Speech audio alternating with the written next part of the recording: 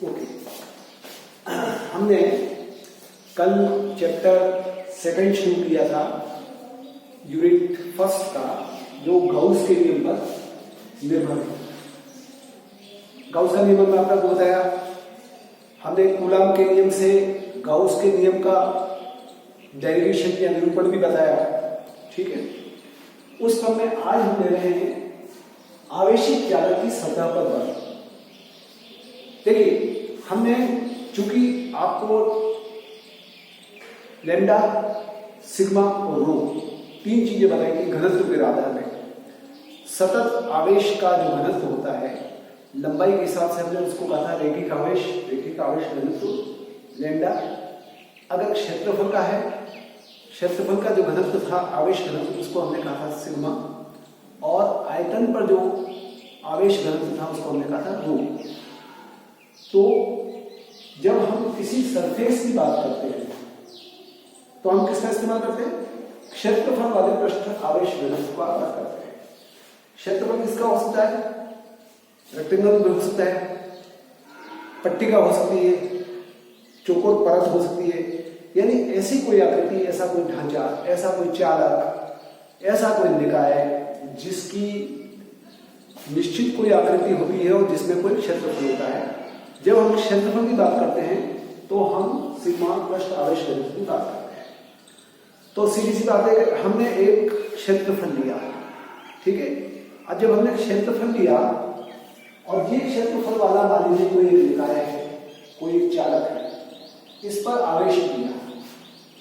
आवेश क्या करेगा? आवेश इसकी सतह पर समान रूप से वितरित हो जाएगा। समान रूप से वितरित का मतलब क्या है? जितना है ऐसा नहीं कि यहां ज्यादा हो गया, यहां कम हो गया, यहां कम हो गया। जितना भी आपने आवेश दिया इस सतह पर चारों ओर समान रूप से वितरित हो जाएगा। इस सतह को क्या कहेंगे हम? पृष्ठ कहेंगे। हमने कहा ना गाउसियन पृष्ठ। गाउस के नियम की जब बात करते हैं तो जिस पृष्ठ की हम बात करते हैं उस पृष्ठ को हमने टर्म दिया है गाउसियन पृष्ठ। तो ये मान के चलिए एक ये गाउसियन पृष्ठ है, इस पर हमने आवेश दिया, ये आवेश चारों ओर समान रूप से वितरित हो गया। आवेश पृष्ठ पर वितरित हो गया, ठीक है, एक बिंदु हो गया। अब हमने मान लीजिए इस पृष्ठ पे एक अल्पांश लिया। अल्पांश कौन सा लिया? एक छोटा सा एक अल्पांश हमने इसमें ले लिया। इस अल्पांश बल, इस जो अल्पांश जो है क्षेत्रफल का, अल्पांश किसका होगा? क्षेत्रफल का होगा। क्योंकि सतह का एक क्षेत्रफल है, उसके एक अल्पांश का क्षेत्रफल है। उस अल्पांश के क्षेत्रफल पर भी आवेश है और बचा हुआ जो पोर्शन है, जैसे अल्पांश लिया हमने ए बी पर आवेश है और बचा हुआ जो क्षेत्रफल है ए से लेके सी से होकर बी, इस पर भी इस बड़े भाग पर भी आवेश है। तो अल्पांश पे जो आवेश है उस पर इन शेष का क्या होगा? प्रतिकर्षण होगा ना, क्योंकि इस पे भी प्लस चार्ज है, इस पे भी अल्पांश में प्लस चार्ज है, दोनों भी चार्ज बराबर बराबर प्रकृति का है, प्लस प्लस प्रकृति का है। तो इस अल्पांश के ऊपर जो चार्ज है, आवेश है, उस आवेश पर शेष भाग का आवेश का कारण एक प्रतिकर्षण बल बनता है। तो मान लीजिए ये सतह है, ये अल्पांश है, इस पे इस सब के कारण एक प्रतिकर्षण बल लग रहा है। तो अब हम क्या करते हैं? हम कहते हैं कि जो सतह पर कुल बल है, ये अल्पांश लूंगा कुछ बल लगेगा, ये अल्पांश लूंगा कुछ बल लगेगा, ये अल्पांश लूंगा कुछ बल लगेगा। पूरे क्षेत्रफल को अगर मैंने कई अल्पांशों में बांट दिया, उन अल्पांशों सारे अल्पांशों का अलग अलग किस्म का अलग अलग मात्रा का बल लग रहा है। तो कुल सतह पर कितना बल लग रहा है? कुल सतह पर कुल बल लग रहा है सभी अल्पांशों के बल का बीजगणितीय योग, ठीक है ना। इस टुकड़े का भी बल, उस टुकड़े का भी बल, उस टुकड़े का भी बल, उस अल्पांश का भी बल, उस अल्पांश का बल, और सतह पर कुल बल जो लगता है सभी अल्पांशों के बल का योग लगता है, ठीक है। अब जब बल आ गया तो इसका मतलब ये हुआ कि आवेशित चालक का जो पृष्ठ है उस पर बाहर की ओर एक दबाव भी होगा।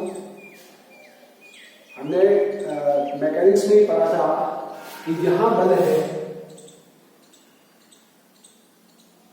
और जहां क्षेत्रफल है तो इकाई क्षेत्रफल में लगने वाले बल को क्या कहते हैं? दाब। P, ये फॉर्मूला है। तो अगर यहां पृष्ठ पर बाहर की तरफ एक बल लग रहा है, इसका मतलब कोई दाब भी लग रहा है, तो वो दाब कितना है उस बल को भी हम गिनेंगे, उस दाब को भी गिनेंगे। ठीक है ना। इस टॉपिक का टाइटल क्या है कि आवश्यक चालक की सतह पर लगने वाला बल और उस लगने वाले बल के कारण दाब। समझने के लिए मैं आपको फिर बताऊं, ये मान लीजिए एक क्षेत्रफल है, गाउसियन पृष्ठ है, मैंने आवेश दे दिया, चाहे तो आवेश पहुंच गया, तो जब तक आवेश नहीं था तब तक ये स्थिर अवस्था में या गति अवस्था में या जैसा भी होगा, ये कंडीशन अलग थी इसकी। जो ही आवेश नहीं दिया तो ही सतह पे कहीं एक खिंचाव महसूस होने लगा बाहर की तरफ। खिंचाव क्यों महसूस होने लगा कि आवेश के कारण आवेश ने सब जगह पेड़ों को फैला, फिर आपस में एक दूसरे पर प्रतिकर्षण बल किया। प्रतिकर्षण बल होने से इस सतह के बाहर की तरफ एक योग लगने लगा, सभी अंशों में बल का योग लगने लगा, और वो जो परिणामी बल था उस परिणामी बल के कारण इसी पृष्ठ पर, इसी सतह पर बाहर की ओर दबाव बनने लगा। उसको हम सतह के बाहर लगने वाले दबाव की कैलकुलेशन करेंगे। तो हम क्या करते हैं कि यहां इस सतह के ठीक जस्ट पास में एक बिंदु लेते हैं P1 और सतह के अंदर एक बिंदु लेते हैं P2। डायग्राम में थोड़ा दूर दिखाया है लेकिन बहुत पास लेते हैं। जस्ट सतह यहां खत्म होते ही कोई बिंदु P ले लिया P1 और सतह के अंदर जस्ट उसके पास ही P2 ले लिया, और इस तरह से लिया कि ये जो अल्पांश है इस अल्पांश के सेंटर से इतनी ही दूर ये हो, इतनी ही दूर ये हो, सिमेट्रिक। सिमेट्रिक का मतलब समझ आएगा, सममित जिसको कहते हैं कि ज्योमेट्री के हिसाब से P1 अगर सतह के बाहर जितनी दूर है उतनी ही दूर अंदर बिंदु P2 है। ठीक है। तो अब मैं जो P1 और P2 लिखूंगा, EP1 का मतलब ये हुआ कि P1 बिंदु पर यानी बाहरी वाले बिंदु पर विद्युत क्षेत्र। EP2 लिखूंगा, इसका मतलब है अंदर वाले बिंदु पे P2 पर विद्युत क्षेत्र का मात्रा EP2। तो आप देखिए EP1 कितना है, सिग्मा बाय रो जीरो। परिभाषा है ना कि इकाई क्षेत्रफल पर जो चार्ज है, आवेश है, इकाई क्षेत्रफल वो है सिग्मा, और उसमें जब मैंने रो जीरो का भाग लगाया तो इस पर कितना हुआ EP1। ये EP1 विद्युत क्षेत्र की तीव्रता है। EP2 चालक के अंदर का पॉइंट है, तो चार्ज अंदर तो है, अंदर नहीं है, तो क्या होगा EP2 जीरो हो गया।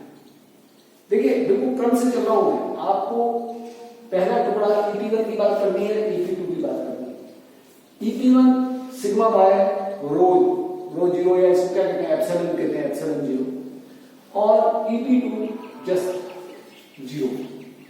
अब आप यहां देखिए,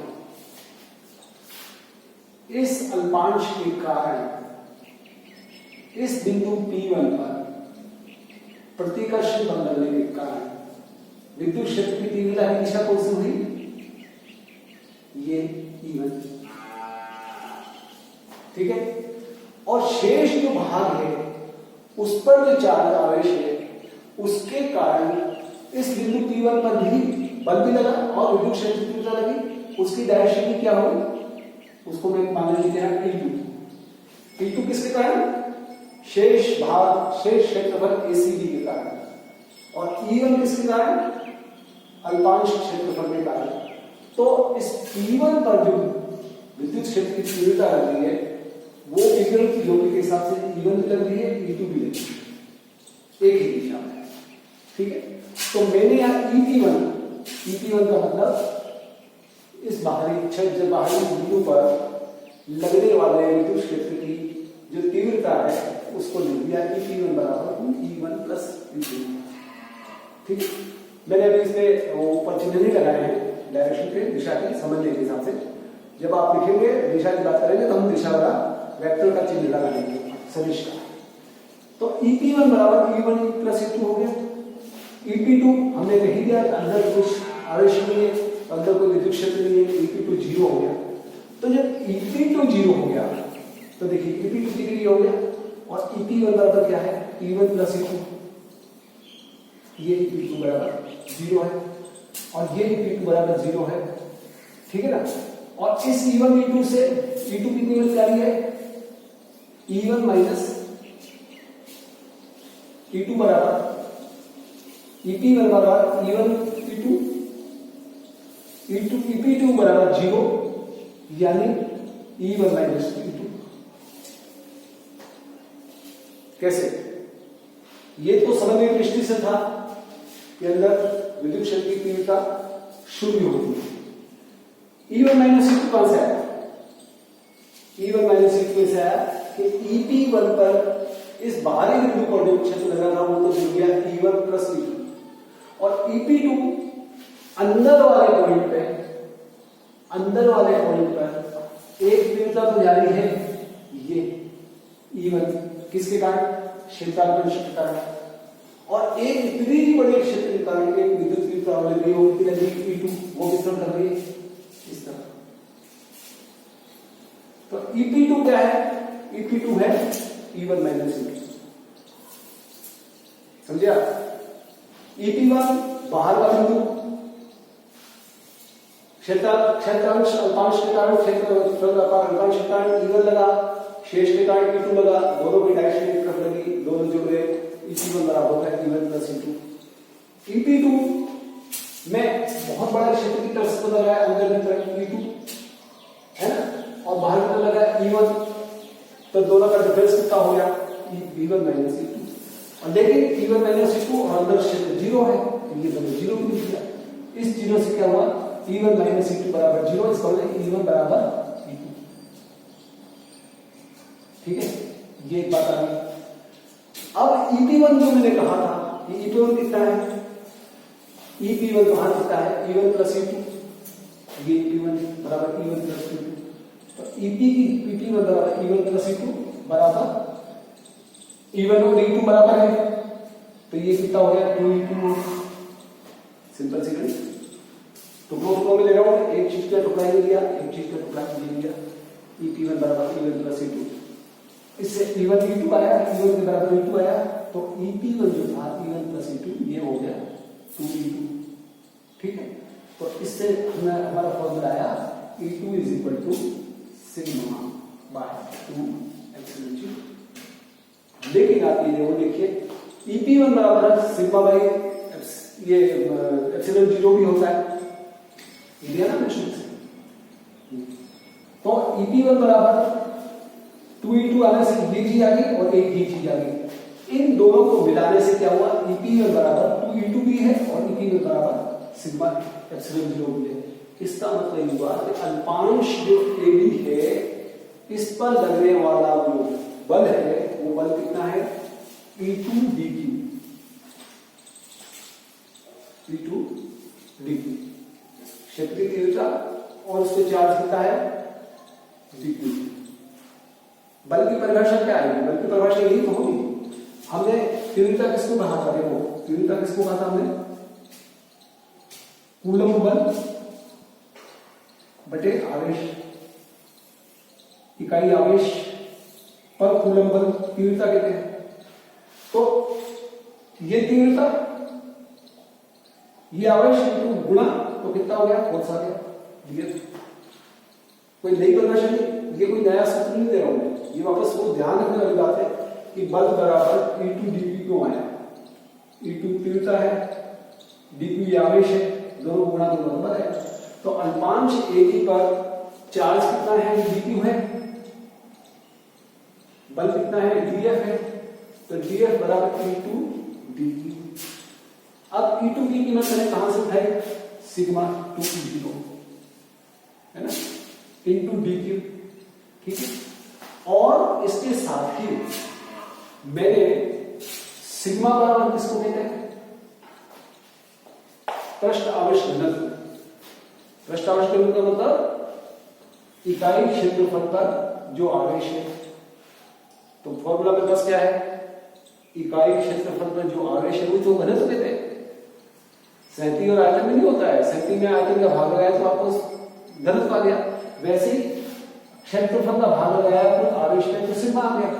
तो आप देखिए यहां से E2 dq, E2 की जगह तो मैंने लिख दिया सिग्मा 2 एप्सिलॉन 0 dq, और फिर इसको सिग्मा 2 एप्सिलॉन 0 लिख दिया, और dq की जगह मैंने क्या लिख दिया, dq यहां से आया सिग्मा ds, ये सिग्मा ds।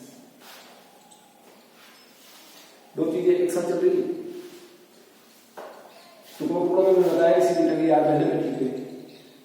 df यहां से निकला E2 dq, E2 की कीमत यहां से रखी सिग्मा अपॉन 2 एप्सिलॉन 0 आ गया, अंदर dq लगा दिया। अब dq की कीमत मैंने सिग्मा ds से ले ली, तो sigma by 2 epsilon 0 sigma ds, दोनों को गुणा करूंगा तो df कितना आएगा sigma sigma square by 2 epsilon 0 और ये ds, ठीक है। अब फिर एक हमको मालूम है कि सिग्मा बराबर क्या होता है, एप्सिलॉन 0 e, गाउस नियम, गाउस का नियम, ठीक है। तो सिग्मा बराबर एप्सिलॉन 0 e, तो यहां मैंने कीमत रखी सिग्मा बटे 2 एप्सिलॉन 0 आ रहा है, सिग्मा स्क्वायर को बनाया, सिग्मा स्क्वायर को एप्सिलॉन 0 का स्क्वायर, सिग्मा स्क्वायर है, सिग्मा स्क्वायर है एप्सिलॉन 0 का स्क्वायर इंटू ई का स्क्वायर बटे 2 एप्सिलॉन 0 और ds की ds। यहां स्टेप आपको हर जगह दो फॉर्मूला लग रहे हैं, हम Q के स्वरूप में भी इसको लिख रहे हैं, हम सिग्मा के स्वरूप में भी इसको लिख रहे हैं। तो यहां आपको संग मेरे साइड पे इसलिए लिख रखा फॉर्मूला कि आपको यहां से वहां दो फॉर्मूले मिलते जा रहे हैं, दो से।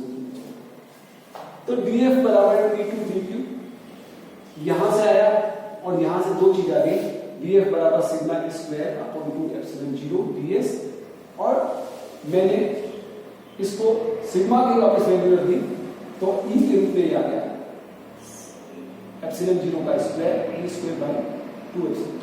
अब मैं इसको सरल करूंगा, क्या होगा, ये दो पावर ऊपर है, एक पावर है नीचे, ऊपर है ये 1/2 तो लिख दिया हमने 1/2, एप्सिलॉन 0 स्क्वायर है, एप्सिलॉन 0 है, ये ऊपर एप्सिलॉन आ गया, एक पावर कम हो गई, और e स्क्वायर आ गया ds आ गया, ये e का फॉर्मूला है।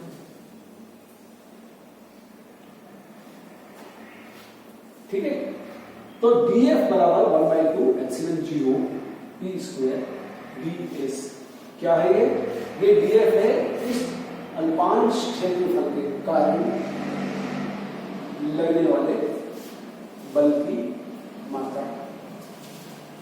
इसका मतलब ये संपूर्ण पृष्ठ पर बल निकालूं, ये तो खाली कैसे अल्पांश के कारण करूंगा, संपूर्ण पृष्ठ के पर बल निकालूं, मैंने क्या किया, इसका इंटीग्रेशन कर दिया, समाकलन कर दिया, और समाकलन को दिखाने के लिए मैंने पूरा s लिखा, s का मतलब ds, छोटा ds तो खाली इसका क्षेत्रफल था, पूरा s है पूरे चालक का क्षेत्रफल। तो f बराबर इंटीग्रेशन समाकलन df का, देखिए s जो करने मिल गया, df की कीमत लिख रहा हूं मैं, ये 1/2 एप्सिलॉन, ये यहां से लिख रहा हूं मैं, ये रहा df, ये लिखा सिग्मा स्क्वायर 2/एप्सिलॉन 0 ds, और यहां से लिख रहा हूं 1/2 epsilon 0 e square by 2 ds। इसका समाकलन करूं चाहे इसका समाकलन, ये दो फॉर्मूले इसलिए चले कि कभी आपका सवाल सिग्मा देके भी आ सकता है, कभी सवाल आपका एप्सिलॉन 0 की वैल्यूएशन df की कीमत देके भी आ सकता है, इसलिए आप दोनों फॉर्मूले दिमाग में बैठे हुए और रटने की जरूरत नहीं है, आपको ये मालूम होना चाहिए कि dq by ds सिग्मा है, तो कभी आपको लगे कि q को हमें सिग्मा में कन्वर्ट करना है तो हम इस फॉर्मूले से कन्वर्ट करें। हमें गाउस का नियम मालूम होना चाहिए, गाउस के नियम में एप्सिलॉन 0 की क्या पोजीशन है। तो मैंने दोनों चीजों को एक साथ लिखा, तो संपूर्ण पृष्ठ पर बल एक तो ये आ गया, एक ये आ गया। अब आ गया बल, तो बल के बाद दाब, बल बटे क्षेत्रफल, तो बल बटे क्षेत्रफल क्या हुआ, इकाई क्षेत्रफल का बल जो है वो दाब होता है, T यानी df अपॉन ds क्षेत्रफल, तो df ये रहा और ds का इसमें भाग लगाया, ये ds का भाग लग गया df के नीचे, तो क्या बचा सिग्मा स्क्वायर बाई 2 एप्सिलॉन 0। या इस फॉर्मूला में मैं देखूं s का भाग लगा तो ds चला गया, ds का भाग लग गया तो एप्सिलॉन 0 e स्क्वायर। आप इसको अगर नहीं लिए एक साथ चले तो भी आपको मालूम हो जाएगा। अगर इस रूप में लिख लिया आपने तो अगर आपको कन्वर्ट करना पड़े तो आप सिग्मा को ई में कन्वर्ट कर सकते हो, ई में याद नहीं आया तो सिग्मा में कन्वर्ट कर सकते हो। मैंने दोनों चीज इसलिए साथ साथ नहीं थी ताकि थोड़ा सा ब्रेन पे आपके इस बात का जोर पड़े कि आपको संग की संग मालूम होना चाहिए कि कोई फॉर्मूला कहां से उठता है। और मेरी सलाह ये भी है कि जिस समय भी आप नोट्स बनाए, नोट्स बना के आप इस तरह से टुकड़ों में बात करें। पहले इक्विवेलेंट की बात कर ली, फिर EP2 की बात कर ली, एक बात खत्म हो गई। फिर आपने EP1 की कीमत बता दी, EP1 किस तरह से E1 प्लस E2 जुड़ गया और EP2 अंदर का क्षेत्र किस तरह से 0 हो गया। 0 होने से प्लस ये E2 इस दिशा में है, E1 उस दिशा में है, दोनों का माइनस हुआ E1 माइनस 2। इस E1 माइनस 2 को जो ही 0 लिखो तो आपको E1 बराबर E2 आ गया। जब E1 बराबर E2 आ गया तो यहां से EP1 बराबर E1 प्लस E2 में 2E2 आ गया जुड़ के, 2E2 आ गया तो आपको E2 का फॉर्मूला मिल गया। E2 का फॉर्मूला मिला और EP1 का फॉर्मूला आपको मालूम है सिग्मा बाई एप्सिलॉन 0। ठीक है, जब इतनी कार्रवाई कर ली नंबर 1, नंबर 2 और ये नंबर 3, तो फिर नंबर चौथी बात आई कि अब हम अल्पांश पर डीएफ निकालने की स्थिति में आ गए। डीएफ की स्थिति में डीएफ होता है तीव्रता इनटू चार्ज आवेश। ये आ गया तो इस एक फॉर्मूला ये डाल दिया, समझी समझे रोक में फॉर्मूला डाल दिया। इस तरह से हम डीएफ का फॉर्मूला ये ले आए और जब डीएफ आ गया तो पूरा इंटीग्रेशन कर दिया। तो इस फॉर्मूला से भी हमको एफ की पोजीशन आ गई, इस फॉर्मूला से एफ की आ गई। जब एफ आ गया तो बल लगाने के लिए हमने क्षेत्रफल का भाग लगा दिया। इस फॉर्मूला से वैल्यू मिल गया, इस फॉर्मूला से वैल्यू। ठीक है, तो P जो दाब है वो है सिग्मा स्क्वायर बाय 2 एप्सिलॉन 0 या 1/2 एप्सिलॉन 0 ए स्क्वायर। ये हमारा इसका रिजल्ट है। अब ये रिजल्ट आप दिमाग में बैठा लीजिए क्योंकि अगला जो पॉइंट आएगा वो उस अगले पॉइंट में इस फॉर्मूले का इस्तेमाल होगा। ठीक है, तो ये पॉइंट था आवेशित चालक की सतह पर बल का मान।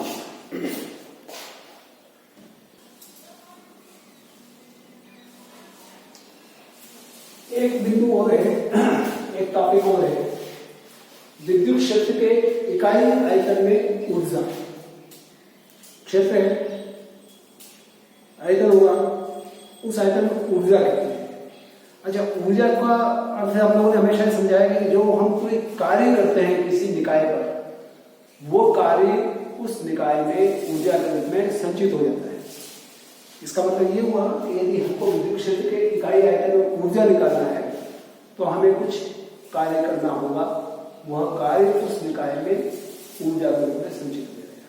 ठीक है, तो मैं एक गोली कोश का उदाहरण देता हूं। एक गोली कोश, गोल, उस गोली कोश पे आपने चार्ज दे दिया, आवेशित गोली कोश। तो आवेशित चालक को, आवेशित गोली कोश है, चालक है, आवेशित चालक है, इस पे सतह पर एक बाह्य बल लगेगा। अभी हमने आपको लास्ट बताया कि जब हम किसी चालक पर आवेश देते हैं, आवेश उसकी सतह पर समान रूप से वितरित हो जाता है और बाहर की तरफ एक बल काम करने लगता है। तो आवेशित चालक ये गोली चालक है, इसकी सतह पर हमें सतह पर आवेश दिया तो सतह पर एक बाहर की तरफ अभिलंब बल, एक बाह्य बल लगा जिसको हम क्या कहते हैं, विद्युत बल कहते हैं। अब अगर विद्युत बल ये हो गया, अब मैं इस चार्ज, इसके जो चार्ज था, आवेश था, उस आवेश को बढ़ाता हूं। पहले मान 2 यूनिट था, 3 यूनिट करता हूं, 4 यूनिट करता हूं। मैं इस आवेश को, इस अंदर जो गोला बना हुआ है, इस आवेश के ऊपर चार्ज को, आवेश को बढ़ाता हूं। तो आवेश बढ़ाना पड़ेगा तो क्या करना पड़ेगा, ये जो बल उसको लग रहा है उस बल के विरुद्ध मुझे कार्य करना पड़ेगा। ठीक है ना, नॉर्मल कंडीशन में उस पर चार्ज था, चार्ज पर विद्युत बल था, विद्युत बल बाहर की तरफ काम कर रहा था। अब मैं आया, मुझे नया काम करना है, मुझे नया काम करना है, जिसके पीछे आवेश बढ़ाना है, आवेश बढ़ाना है, तो इस विद्युत बल के खिलाफ आपको कार्य करना होगा। ठीक है, ये जो कार्य मैं करूंगा ये इस विद्युत क्षेत्र में ऊर्जा के रूप में संचित हो जाएगा और वही हमें निकालना है, इकाई आयतन में ऊर्जा। तो हमने इस पर आवेश दिया, तो ये पहली चीज आप समझ लीजिए, ये पहला काम होगा, समझ लीजिए कि कार्य करेंगे तो ऊर्जा संचित होगी। अब मैं उदाहरण बताऊंगा, ये एक गोलीय कोश है जिसकी त्रिज्या कितनी है, गोलीय आवेश की त्रिज्या r है।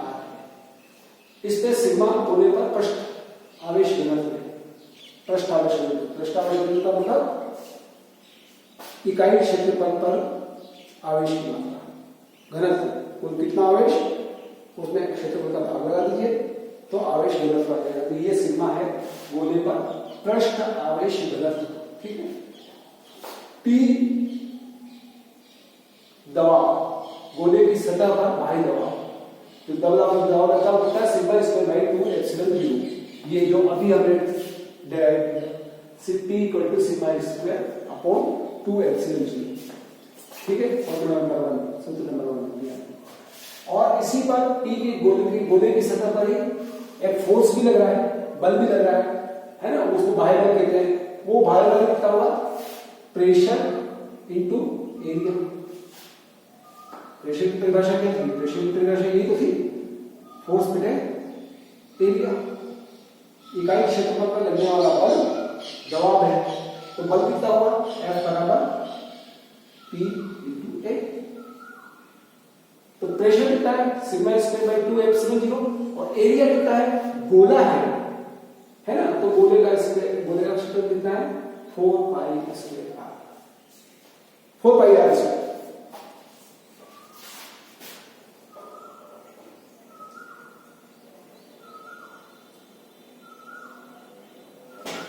ठीक है,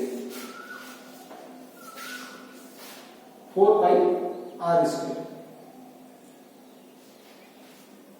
तो ये चीज आपने पहले समझी, फिर ये चित्र की स्थिति आपने समझी कि इस पर कितना P है, कितना है।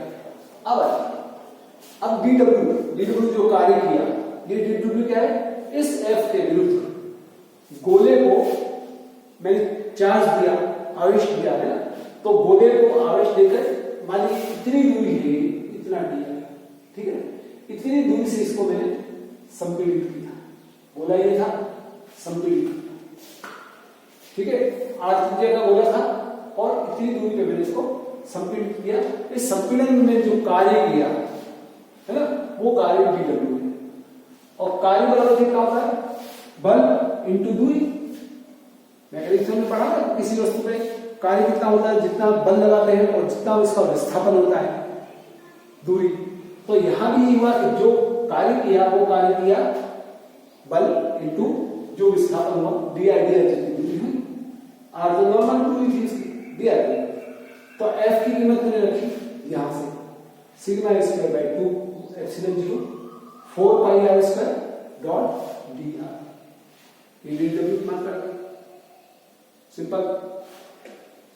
अब जब ये कार्य किया तो एक इसका जो वॉल्यूम था, आयतन था, उस आयतन में भी परिवर्तन होगा। देखिए आप संपीड़न कर रहे हैं, तो आयतन में भी तो कमी बेशी हुई नहीं, ठीक है ना। तो मैं उसको dv कह रहा हूं, वॉल्यूम को मैं, आयतन बराबर है संपीड़न से गोले के आयतन में कमी होगी। आप दबा रहे हो इसको, संपीड़न कर रहे हो, तो जितनी आयतन में कमी हुई उसको मैंने कहा dv। ये dv कितने के बराबर होगी, विद्युत क्षेत्र के आयतन में वृद्धि। जो आधा विद्युत क्षेत्र इसका जो लग रहा है ना, उसमें जो वृद्धि हुई वो तो वृद्धि, और गोले के आयतन में कमी। जितनी गोले के आयतन में कमी हुई उतनी ही उसके विद्युत क्षेत्र के आयतन में वृद्धि हुई। तो ये कितनी हुई dv, क्षेत्रफल इंटू जितना दूरी से हमने संपीड़न किया। वॉल्यूम को भी कैसे निकालते हैं, आयतन को कैसे निकालते हैं, आयतन को हमने कैसे निकाला, हमेशा आयतन को हमने क्षेत्रफल इंटू दूरी, इसी फॉर्मूले से निकाला है। तो यहां भी ये हुआ कि dv बराबर संपीड़न से गोले के आयतन में जो कमी हुई है या विद्युत क्षेत्र के आयतन में जो वृद्धि हुई है वो क्षेत्रफल 4 पाई आर स्क्वायर और इंटू जो dr दूरी होती है। तो हमें फॉर्मूला मिल गया चौथा। पहला फॉर्मूला कौन सा मिला? बाह्य दाब का। सेकंड फॉर्मूला बल का, बाह्य बल का। तीसरा किए गए कार्य dw और चौथा आयतन में परिवर्तन। सेकंड काम कर लिया हमने, ये समझा फर्स्ट, सेकंड हमने पीछे से समझा इसको, थर्ड हमने इसकी वर्क की फॉर्मूला स्ट्रिंग बोला। तो अब हमारे पास dw कितना आया? dw है sigma square by 2 epsilon 0 4 pi r square dr। इसको मैं और सोल्व करूंगा। dw बराबर सिग्मा स्क्वायर बाय 2 एप्सिलॉन 0 और 4 pi r square dr। 4 pi r square dr बराबर कितना है? dv।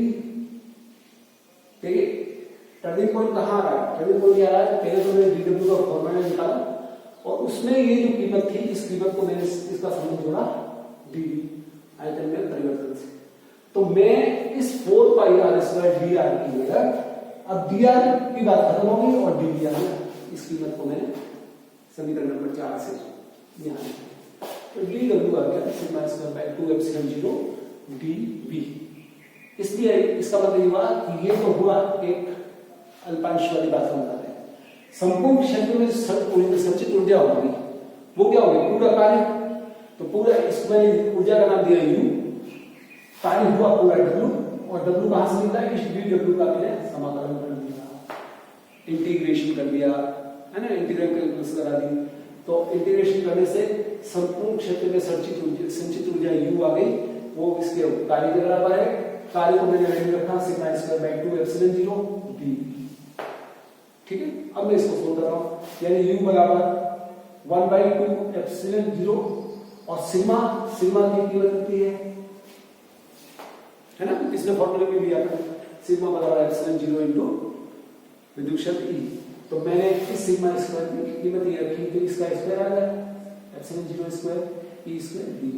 या u बराबर 1/2, इसको काटोगे 2 पावर है, 1 पावर है, ऊपर 1 पावर है, E स्क्वायर है dV। ये चीज आ गई 5वें नंबर पे फॉर्मूला। तो आपके पास क्या आ गया? संपूर्ण क्षेत्र में संचित ऊर्जा।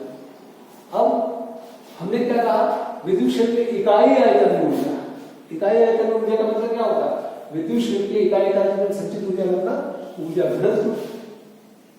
घनत्व की परिभाषा यही है ना, जैसे आवेश घनत्व तो हमने लिखा था कि गोले का पृष्ठ आवेश घनत्व कितना है? कुल आवेश बटे क्षेत्रफल, तो घनत्व हो गया। यहाँ जब ऊर्जा के घनत्व की बात कर रहे हैं इसका मतलब विद्युत क्षेत्र के इकाई आयतन में संचित ऊर्जा। तो dw वर्ग अपॉन जो आयतन का परिवर्तन है dw अपॉन dv। dw कितना है? dw है आपका सिग्मा स्क्वायर 2 एप्सिलॉन 0 dv और उसमें भाग आ जाएगा 1 अपॉन dv वॉल्यूम का। ये dv नीचे, ये dv ऊपर कट गया, क्या आ गया? Sigma square by 2 epsilon 0। और वापस में अगर सिग्मा बराबर ये एप्सिलॉन 0 और e की वैल्यू रखूं तो ये 1/2 बटे एप्सिलॉन 0 और सिग्मा स्क्वायर दिया हमने, तो सिग्मा स्क्वायर का एप्सिलॉन 0 स्क्वायर e स्क्वायर ये आ गया। इसको सोल्व किया तो 1/2, यहां नीचे सिंगल पावर है, डबल पावर है, डबल पावर कट गई, सिंगल पावर है 1/2 एप्सिलॉन 0 e स्क्वायर। दो फॉर्मूले इससे हमको क्या मिल गया? विद्युत क्षेत्र की इकाई आयतन में ऊर्जा। फिर मैं समराइज करूं, इसको संक्षिप्त में करूं। आपने पहले इस चीज को समझ दिया कि हमने आवश्यक चालक है तो बाह्य बल है उसको विद्युत बल कहते हैं। जब हमने इसके क्यू आवेश बढ़ाया तो बल के विरुद्ध में कार्य करना पड़ा। ये कार्य ही विद्युत क्षेत्र में ऊर्जा संचित हुई। तो पहले हम ऊर्जा निकालेंगे और फिर इसके इकाई आयतन ऊर्जा निकालेंगे। ये तो समझना निकालते। फिर हमने डायग्राम लिया, ये त्रिज्या का गोला है, इस गोले की सतह पर बाह्य दाब हमको पिछले फॉर्मूले से मालूम है, दाब कितना है और दाब के साथ फोर्स कितना है? फोर्स है, बल है, दाब इनटू एरिया। इसमें एरिया इसका गोला है, बहुत क्लियर इसमें। मैं अगर इसी की जगह प्रश्न पूछूं आपको बेलनाकार का, तो बेलनाकार में क्षेत्रफल दूसरा बन जाएगा, है ना। अभी तुम गोले की बात करें इसलिए 4 पाई स्क्वायर, लेकिन अगर क्वेश्चन आ जाता बेलन का जाता बेलन की बात करोगे, आयत की बात आ गई तो आयत में क्षेत्रफल की बात करोगे, लंबाई की चौड़ाई। ये आ गया, जब ये आ गया तो फिर डब्ल्यू की बात करेंगे। इस एफ के तो हम डी आर दूरी से संपीड़न कर रहे हैं। संपीड़न करने में क्या होता है, वाले इंटू टैन ये दूरी, ये बराबर यहाँ से ये आ गया। फिर इस संपीड़न के कारण क्या हुआ, गोले के आयतन में कमी, इधर तो आयतन में कमी हुई, उधर विद्युत क्षेत्र आयतन में वृद्धि होगी क्योंकि हमने चार्ज बढ़ाया उसमें। तो वो कीमत कितनी आ गई, ये आ गई dv बराबर क्षेत्रफल इंटू डिस्टेंस। जब ये हो गया तो हमने dw की कीमत यहां लिख दी, dw की कीमत को यहां 4πr² dr को इसको dv में ले आया क्योंकि हमें ये dv नहीं लाना है, आयतन नहीं लाना है। इस 4πr² dv की जगह मैंने dv लिख दिया और फिर मैंने इसका इंटीग्रेशन कर दिया। तो इंटीग्रेशन करके मेरे पास संचित ऊर्जा u की मात्रा आ गई। जब संचित ऊर्जा u की मात्रा आ गई तो उसमें मैंने इकाई आयतन का भाग लगाया, dv का भाग लगाया, तो मेरे पास ऊर्जा घनत्व या विद्युत क्षेत्र की इकाई आयतन में संचित ऊर्जा की मात्रा आ गई। यही मेरा उद्देश्य है, ठीक है। तो ये पॉइंट आपका एक और हो गया।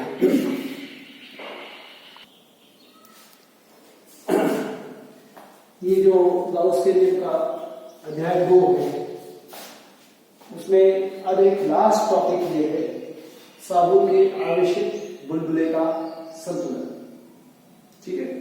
और इसके अलावा कुछ गाउस के नियम के जो अनुप्रयोग हैं, पट्टिका पर, समतल पर, गोली गोश पे, वो 5-6 डेरिवेशन है उसमें विद्युत क्षेत्र निकालने के। उनके अलावा वो 6 अलग पैटर्न के हैं, उनकी अलग से चर्चा करने योग्य है वो। बाकी लास्ट पॉइंट आपका है साबुन के आवेशित बुलबुले का संतुलन। देखिए साबुन का बुलबुला आप जानते हैं उस पर आवेश होता है, नेचुरल आवेश होता है, और उसकी जो त्रिज्या होती है ना, एक सीमा तक ही होती है। उसके बाद यदि उसमें आयतन में वृद्धि होती है या आवेश में वृद्धि होती है, कम ज्यादा होता है, तो बुलबुला एक पॉइंट पर आकर फूट जाता है, फट जाता है, ठीक है। तो उस साबुन के बुलबुले की हमें चर्चा करनी है कि उसमें आवेशित जो बुलबुला है उसका संतुलन किस तरह से होता है कि वो फूटेगा नहीं, या अगर फूटता है तो फूटने की पहली पोजीशन क्या है और फूटने के बाद क्या पोजीशन है, उसकी हम चर्चा करेंगे। तो देखिए बुलबुला है तो उसमें आंतरिक जो बुलबुले के अंदर का जो पृष्ठ है और एक बुलबुले के बाहर का जो पृष्ठ है, तो पृष्ठ के बुलबुले के अंदर एक दबाव है और बुलबुले के बाहर किसका दबाव है, वायुमंडल का दबाव है। तो अंदर का दबाव इतना ज्यादा है कि अगर वो थोड़ा सा दबाव बढ़ता है, मान लीजिए आवेश ज्यादा दे दिया, दबाव बढ़ गया, तो वायुमंडल के दबाव को क्रॉस कर जाएगा और क्रॉस करने के कारण मतलब ज्यादा हो जाएगा और ज्यादा होने के कारण बुलबुला फट जाएगा। तो बुलबुला है इसका मतलब ये कि आंतरिक पृष्ठ में दबाव है और वो आंतरिक पृष्ठ में दबाव बाह्य पृष्ठ में जो वायुमंडल दबाव है उससे काफी ज्यादा है, बड़ा प्रेशर है, कभी फूट सकता है, ठीक है। इसका मतलब ये है कि इन दोनों बलों का अगर हम डिफरेंस निकालें, दाबाधिक्य P एक्स्ट्रा है ना, दाबाधिक्य मतलब दाब का आधिक्य, आधिक्य मतलब अधिकता। तो जब अंदर दबाव ज्यादा है पृष्ठ के अंदर, बाहर दबाव कम है, तो दोनों का जो डिफरेंस होगा, अंतर होगा, वो दाबाधिक्य PEX। वो PEX का संतुलन क्यों हो रहा है, क्योंकि पृष्ठ तनाव भी लग रहा है। हमने एक पृष्ठ तनाव सरफेस टेंशन को भी पढ़ा था। सरफेस टेंशन क्या होता है कि जो पानी की एक सतह होती है उस पर या तो आंतरिक एक बल काम करता है, एक बाह्य बल काम करता है, और वो कंसेप्ट हमने पढ़ा था पृष्ठ तनाव का। साबुन के बुलबुले में भी पृष्ठ तनाव होता है। तो दाबाधिक्य जो आता है PEX, ये PEX किससे संतुलित होता है, पृष्ठ तनाव बल से संतुलित होता है। तो बुलबुले के पृष्ठ पर जो बाह्य दबाव है, मतलब बुलबुले के जैसे बाहर की तरफ जो लग रहा है, बाह्य दबाव का मतलब बाहर की तरफ,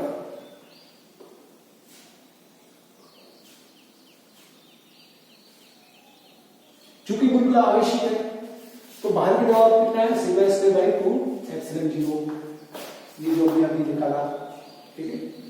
तो हमने सबसे पहले उस दबाव बाह्य दबाव दाब की मात्रा लिखी σ²/2ε0।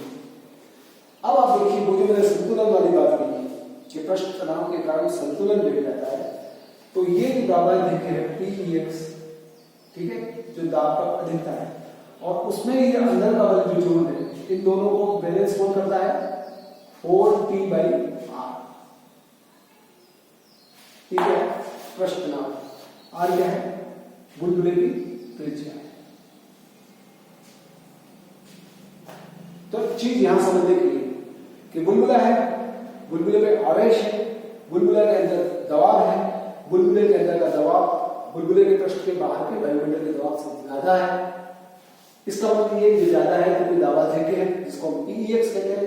ये पीईएक्स और जो बाहर की तरफ से दबाव काम कर रहा है वो वहां से दिया, इन दोनों को जोड़ेंगे, इनका संतुलन तब बैठेगा जब ये पृष्ठ तनाव का जो बल का फॉर्मूला है, पृष्ठ तनाव का बल का एक फॉर्मूला है, ये नया डेरिवेशन की आइडेंटिटी एस्टैब्लिश हो चुका है, 4T/R ये चीज। अब मैंने बुलबुला को आवेशित किया, ठीक है, बुलबुले का आवेशित किया तो जब दाबाधिक्य बढ़ गया, जो नॉर्मल फोर्स में जब तक फूटा नहीं है तब तक उसमें जितना आवेश है उसके कारण नहीं कोशिश। अब मैंने उसको आवेशित करना शुरू किया। एक सीमा के बाद जब दाबाधिक्य 0 हो जाएगा, दाबाधिक्य 0 हो जाने का मतलब क्या, दोनों का डिफरेंस खत्म हो गया, 0 हो गया मतलब अंदर का दबाव भी उतना है जितना बाहर का वायुमंडल का दबाव। तो जब दाबाधिक्य 0 हो जाएगा तो क्या होगा, फूट जाएगा। जब तक दाब का अधिक है, जब तक दाब का फर्क है, जब तक पृष्ठ के बाहर का और पृष्ठ के बाहर का दाब का फर्क है, दाबाधिक है, तब तक बुलबुला फूटा नहीं है। लेकिन मैंने आवेशित करना शुरू किया तो एक स्थिति ऐसी आई कि दाबाधिक 0 हो गया, पृष्ठ के बाहर का पृष्ठ के अंदर का दबाव बराबर हो गया और बुलबुला फूट गया।